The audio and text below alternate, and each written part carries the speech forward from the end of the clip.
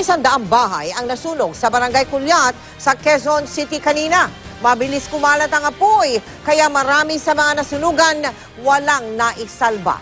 Mula sa Barangay Culiat sa Quezon City, nakatutok live si Tina Panganiban Perez. Tina! Mel, tinatayang 3 milyong pisong halaga ng mga ari-arian ang nasira sa isang sunog dito sa Barangay Culiat, Quezon City kaninang hapon. Ang pinagpapasalamat lang ng mga otoridad at ng mga taga rito, walang nasaktan o namatay sa sunog na ito.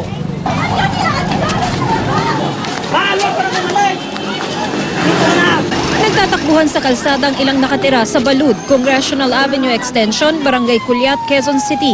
Ilang minuto pa lang ang nakakalipas nang sumiklab ang sunog. 1:54 ng hapon, nagsimula ang sunog. Ang isang pulis, tumulong pang magbuhat ng isasalbang appliances. Pero mabilis na kumalat ang apoy sa mga bahay na gawa lang sa maninipis na kahoy at yero.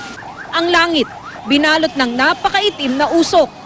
Noong dumating kami rito, 1 o 2 bahay pa lang nasusunog at itong truck ng bumbero na ating tinatayuan pa lang ang narito sa site. Pero ngayon, hindi bababa sa 4 na truck ng bumbero ang nandito na. Pero ang apoy patuloy na lumalaki at lumalamon sa napakaraming bahay na. Ang truck ng bumberong aming tinayuan, naubusan na ng tubig na mga oras na iyon. Pero hindi bababa sa 50 truck ng bumbero ang rumesponde sa sunog na umabot ng Task Force Bravo. Napasigaw ang ilang residente nang makitang kumakalat ang apoy sa kable ng kuryente at marinig na sumabog ang transformer sa poste. Ang ilang nasunugan, walang nagawa kundi humagulgol habang pinanonood ang apoy. May nakaiwan naman ang alagang manok na pilit kumawala sa hawla. Sinubukan itong iligtas ng isang lalaki pero napakalapit ang hawla sa apoy. Malaki na ang sunog nang umuwi si Gina Ranalan. Patakbo-takbo siya. Hinahanap ang mga kaanak. Nang may makitang kakilala, di na niya napigilan ng maiyak.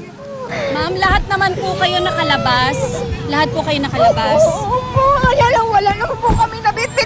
Wala po talaga. Wala kami bahay, wala na kami pera, wala na yung kabuhayan namin. Huwag ka na lang, Ang mga kaibigan ni Gina, naghagilap ng inuming tubig para mapakalma siya.